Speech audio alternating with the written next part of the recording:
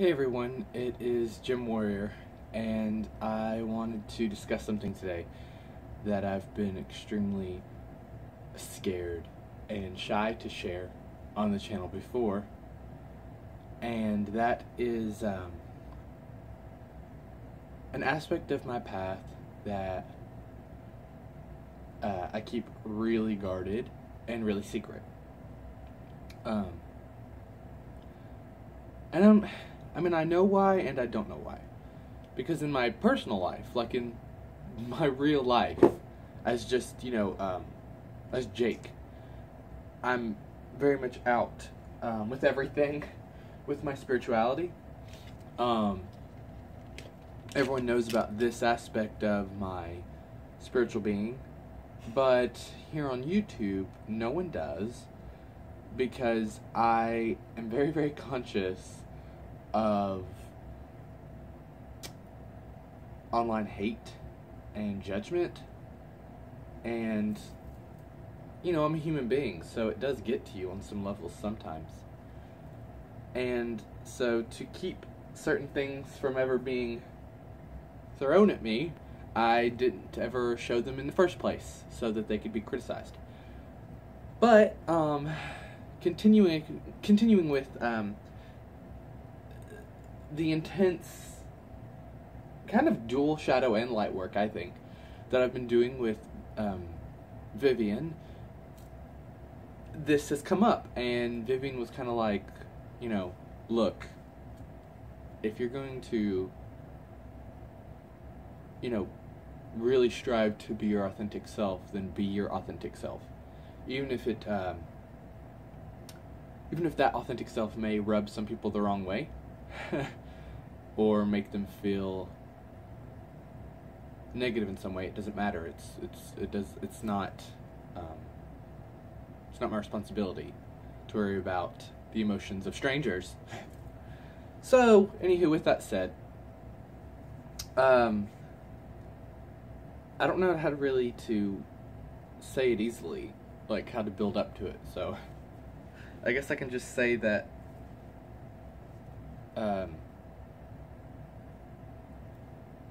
well, I don't know, I guess let me start at the beginning, right?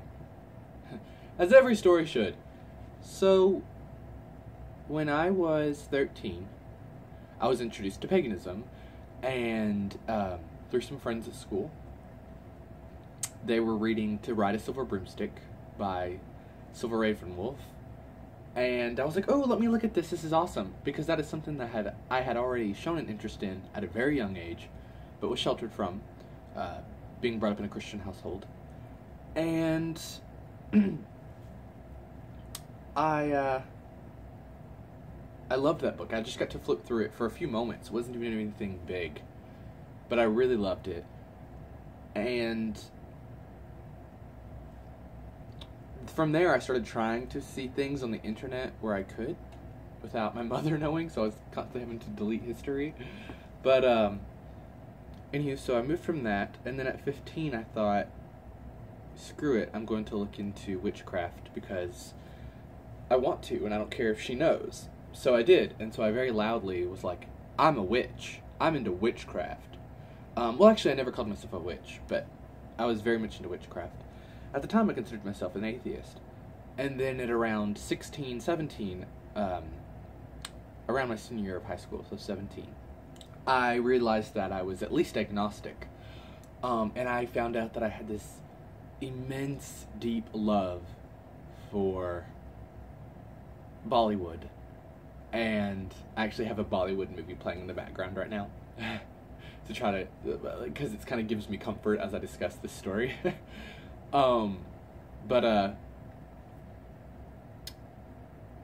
Yes, I got really into Bollywood music, and through my first exposure being Bombay Dreams, by R.K. Raman, who's amazing. Oh god, I hope it's R.K. Raman. What if I just made that up? That'd be awful.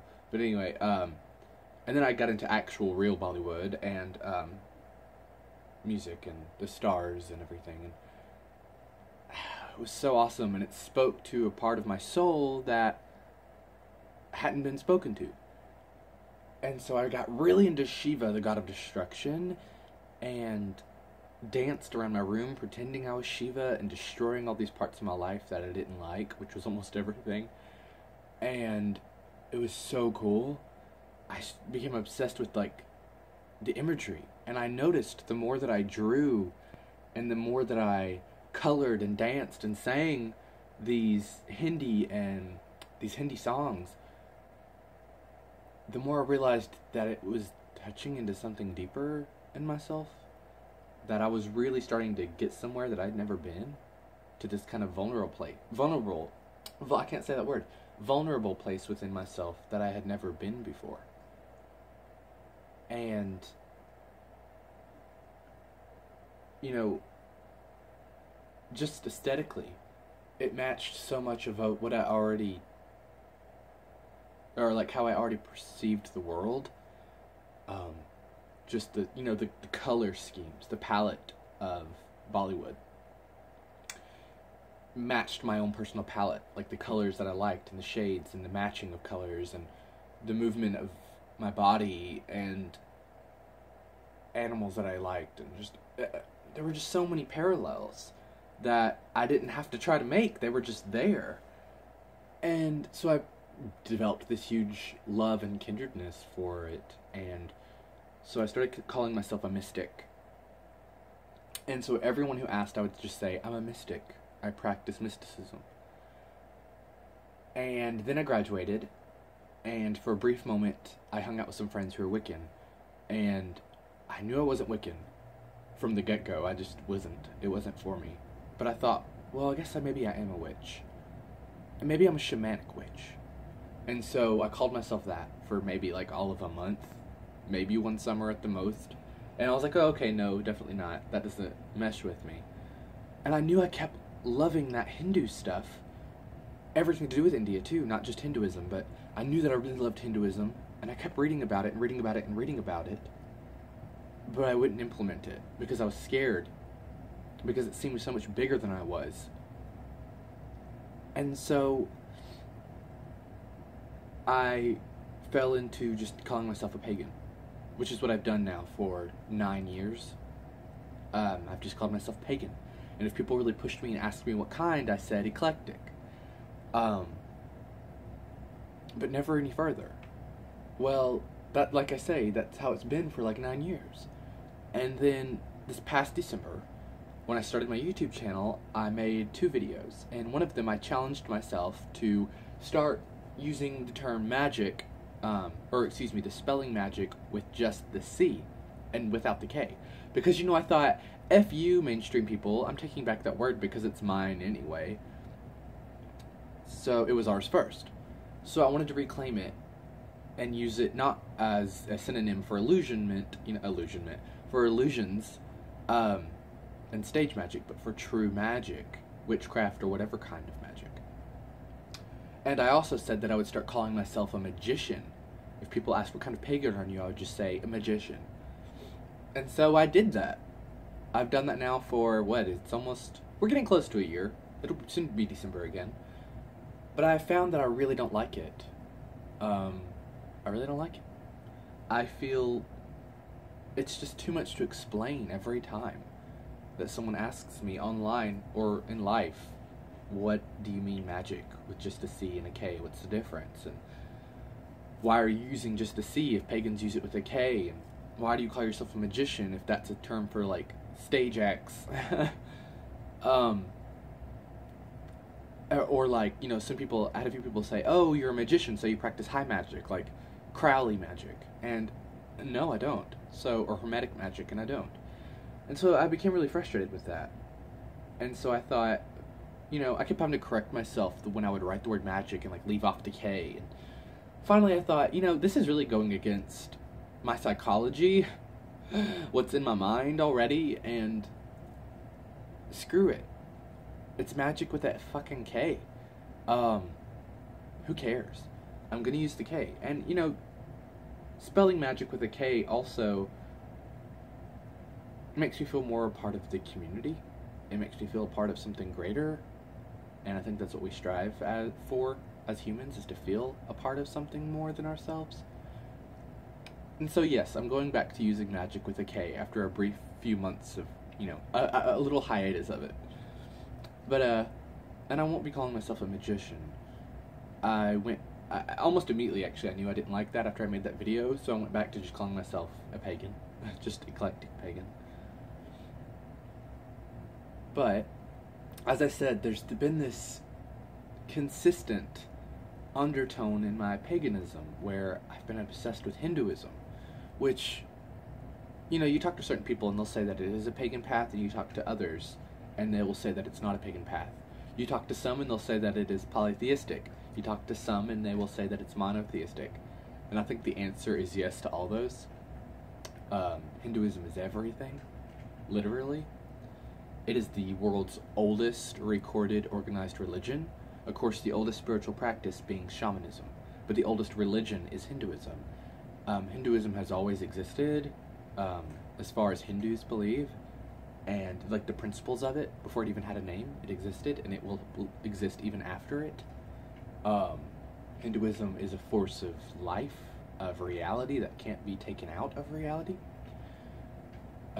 Because its principles are so fundamental and universal. They appear in every religion.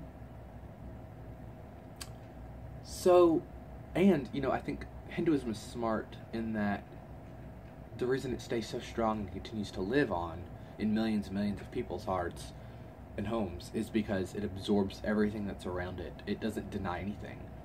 So if someone says, well, what about angels and demons? They're not in your religion.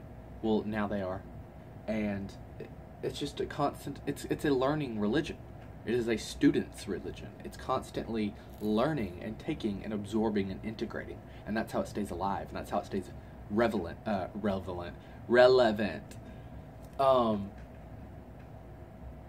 love it.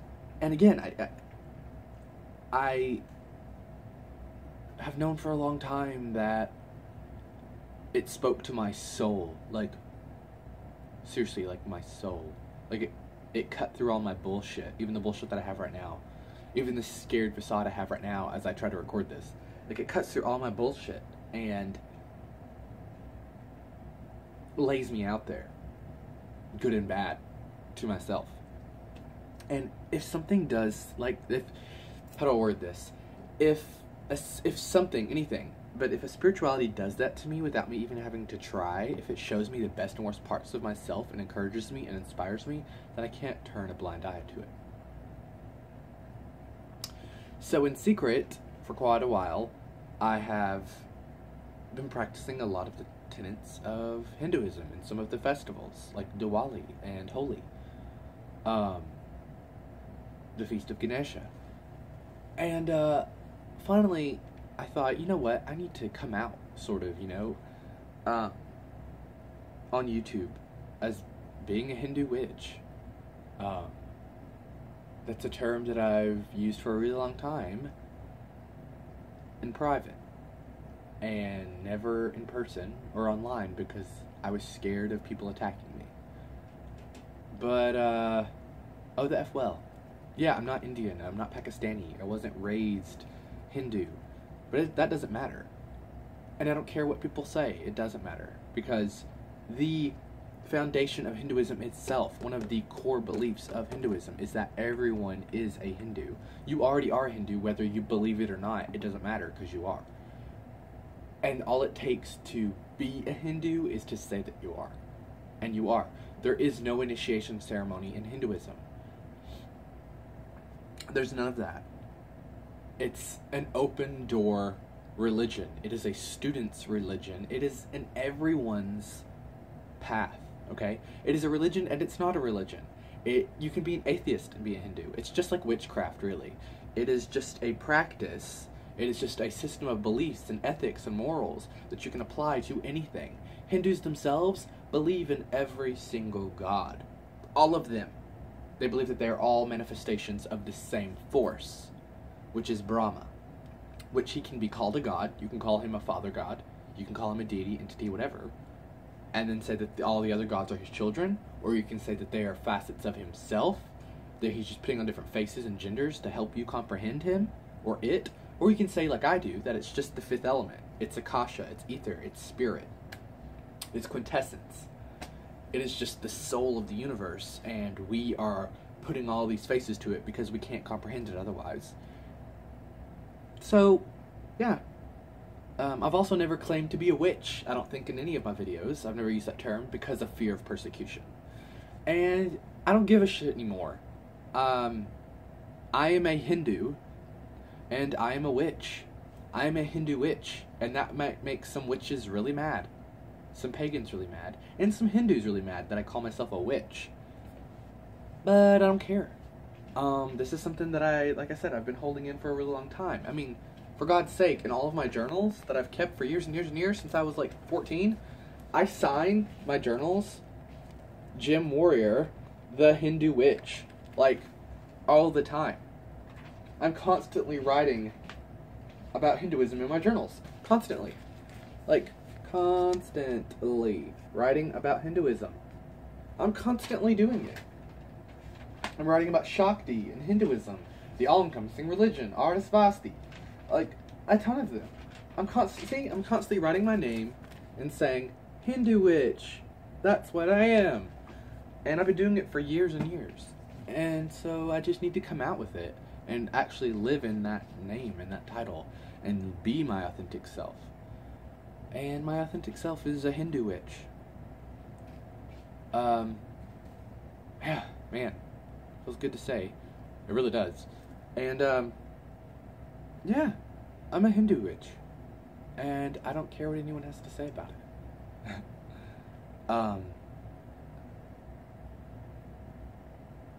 You know, we're all living art. And that's something that I said in the art video that I did recently. But we are all living art. We're all works of art. We're all moving sculptures. We're all paintings in motion. And I think we start out as a few drops of paint. Actually, I guess you could kind of say that we start out as a blank canvas. Which reminds me of a quote from RuPaul, who is like the world's most famous drag queen. So you've probably at least heard the name RuPaul. But RuPaul has this quote that says, where she says, we're all born naked, and the rest is drag. And I love that. I love that. Like, we're just blank canvases, and then we apply paint to it. And sometimes we remove paint, sometimes we add more paint, sometimes we cover up other paint. Sometimes we're abstract, and sometimes we're realistic and modern. Sometimes we're watercolors and we run everywhere. Sometimes we're acrylics and we're really motionless and stay in place. We're art, and we're constantly changing and moving and evolving like art does. And yeah, that's kind of this new mantra that I've developed for myself, this new philosophy that I am living art. And if I'm living art, I don't know, it's saying that helps me be more conscious and aware of everything that I do and say and feel and how I treat people. And when I think that we're all living art, then it makes me want to treat other people well too, even the people that I don't like. Because I love art. And I don't want to treat art badly, even if it's art that I don't agree with or like or see as particularly interesting or beautiful. I still have to honor it because it's art. And a big part of my portrait is Hinduism. And I don't want to keep a tarp over that part of my painting anymore. I want to live, breathe, and be a Hindu witch. Yeah, I made a few notes in case I forgot something, but I think I just covered everything I wanted. Yeah. Oh, you know, this is just a fun fact I guess I could include. Hinduism isn't even the original name for Hinduism. It's, Sanata Dharma. Sanatana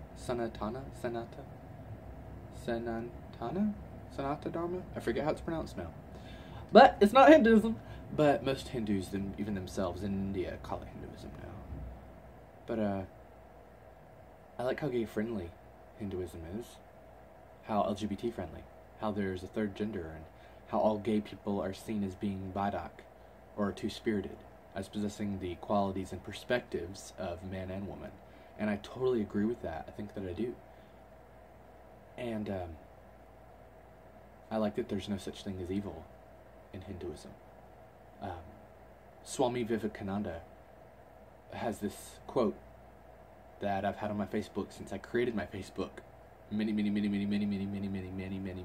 ago, and it's always been on there. And it is, we have no theory of evil. We call it ignorance. I think that's amazing. I love that. I guess I'll wrap this up, and I'll just leave you with a book recommendation. And that's The Complete Idiot's Guide to Hinduism, 2nd edition. I bought this book, I don't know, I guess 6 or 7 years ago. They're about, probably 6 or 7, probably 7 years ago. And I love it. And it's beautiful. And, you know, anyone who laughs at these titles, or doesn't take them seriously, I think that obviously they don't read books. Because if you read books, then you know that the dummies' guides and the idiots' guides are, like, amazing resources. Like, amazing. And they're encyclopedias. And they're huge. They are, like, so full of stuff for you to read. And I love them. I love them. And now they will be sitting together on my bookshelf as they are in my soul. Paganism and Hinduism. Becoming one. I guess this kind of makes me a blended pagan. But yeah, that's me coming out. I am a Hindu witch. Om Jai Shri Ganesh. Ashe.